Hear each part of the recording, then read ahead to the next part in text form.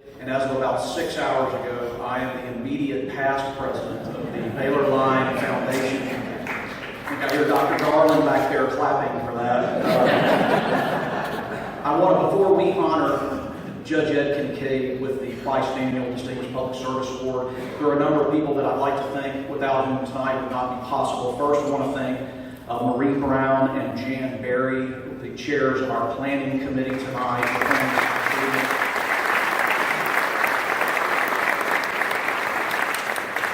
Jan and Marie had 2 or 3 people cut off at the bar.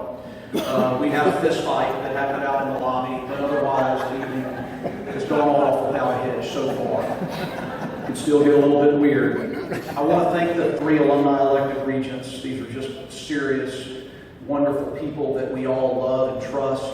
I do want to say that I have a little bit of concern that becoming a Baylor regent may have affected Dan Chapman just a little bit. Let me explain.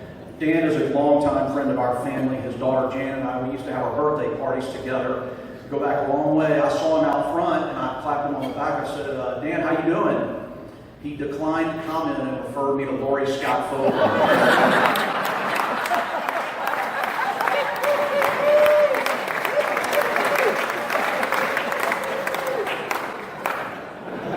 He gave me her business card.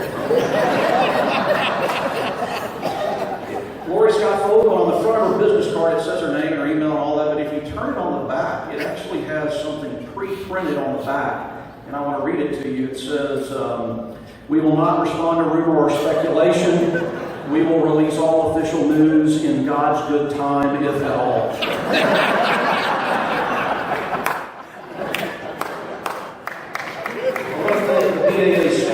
James McGinnis, Kelly Juan Diego, Peter Osborne, thank you for your hard work and your commitment to this organization.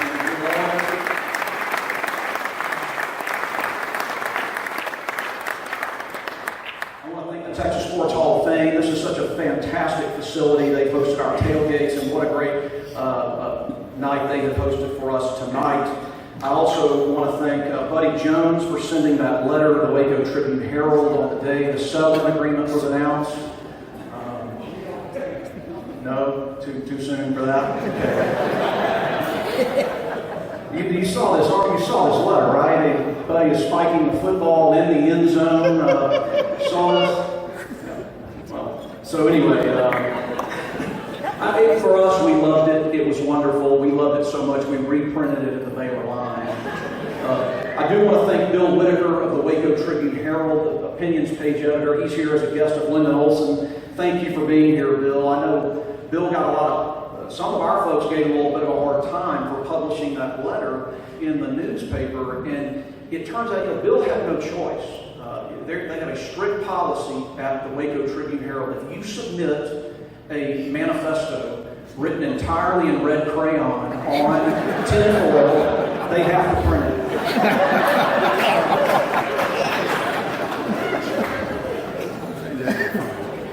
I want to thank Nancy Nesbitt, who's over there going, no, Tom, shut up. As usual, she is right. And so I'm going to skip past the Tommy Lee Davis stuff. That'll shorten the night, okay? Cynthia Perry, my mother, is here tonight. She helped plan this event also and to make it a wonderful evening. Thank you, and thank you for your loyalty to this organization.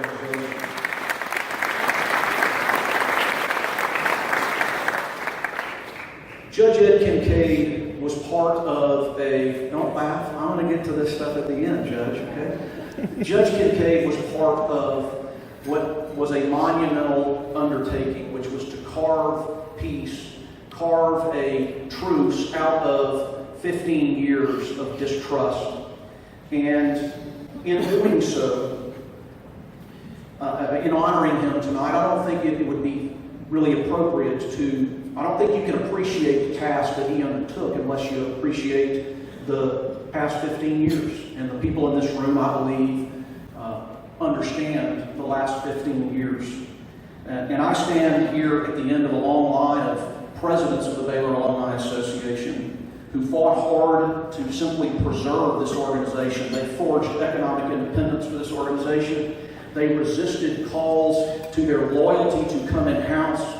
They instead believed what Herb Reynolds believed and what Adam McCall believed, that the best way that this organization could support Baylor University is by remaining independent and loving Baylor, but also speaking the truth, independent of the Board of Regents and the administration. I want to thank some of those presidents who are here tonight, some of whom aren't: Diane Dillard, Jim Nelson, Joey Siebert, Pruitt Ashworth, Fred Norton, Susie James, Babs Ball, George Cowden, Bill Nesbitt, David Lacey, Emily Tinsley, Roland Johnson, George Cowden again, and Keith Starr.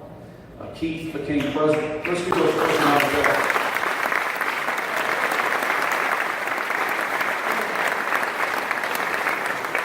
In the summer of 2013, facing a resolution to literally dissolve this organization, a ragtag group of people calling themselves Independents at Baylor put together a campaign to try to preserve this organization. And there are a few of those folks are here tonight who were part of that little ragtag outfit that fought off the dissolution of this organization. David Lacey again, Bill Nesbitt, Gerald Haddock, Stan Schleter, Lyndon Olson, Jim Turner, Betty McCall Miller, and Kent Reynolds. And they said, save the BAA, and alumni rallied to it, and the BAA was preserved. That same summer, a group of lawyers and one brave alumnus fought to preserve the Hughes Dillard building. That effort was ultimately unsuccessful. But those folks, I want to thank them personally, Gerald Haddock and John Mabry Jr., and also Kurt Dorr, who is here tonight. Kurt, you took a brave stand, and a lot of people gave you a lot of grief for it, and it turned out you were right. And I want to thank you for what you did, Kurt Dorr.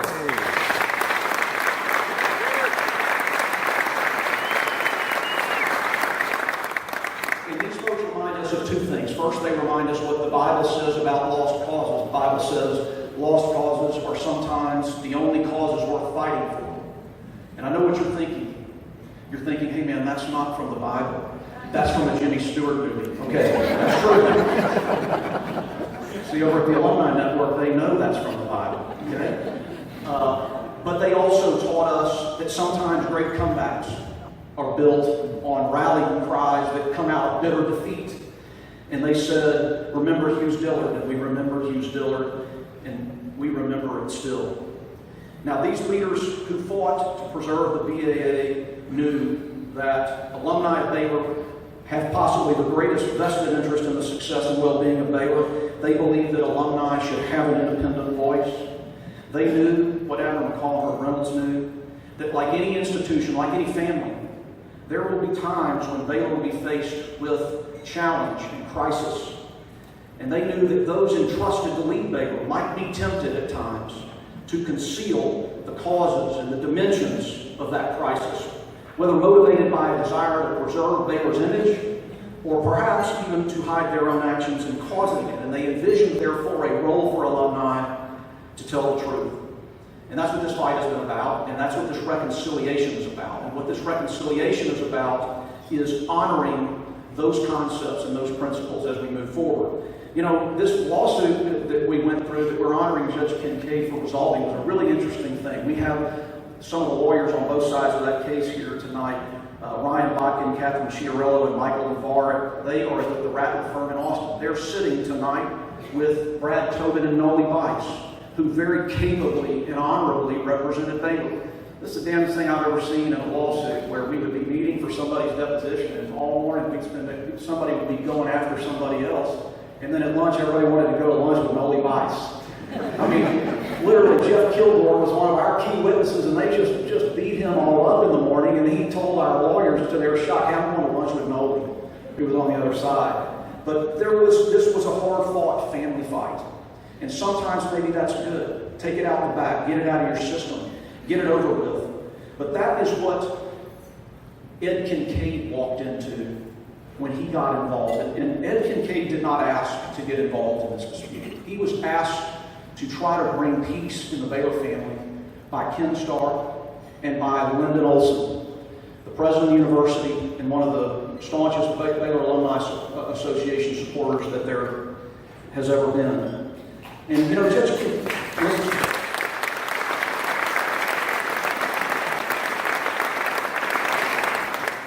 you didn't have to get involved He didn't want to get involved in this, is that Judge Kincaid holds the men's basketball record for the highest career free throw percentage of anyone that's ever played for Baylor University. Judge Kincaid was 2 for 2 from the free throw line.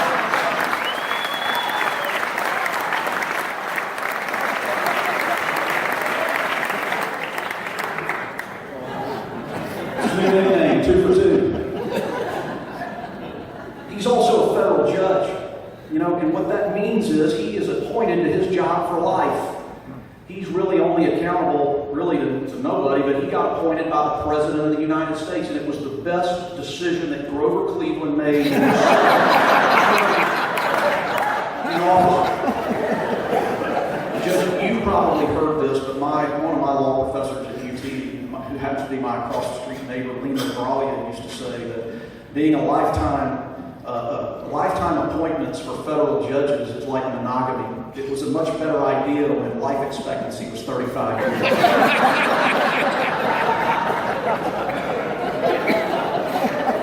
But my point is that this was an accomplished person, a beloved Baylor figure, and he had no reason to get involved in this, but for the fact that he was charged with the duty and that he loved Baylor. And he brought a rare and unique combination of skills and efforts to his role as peacemaker. Number one, he understood the conflict.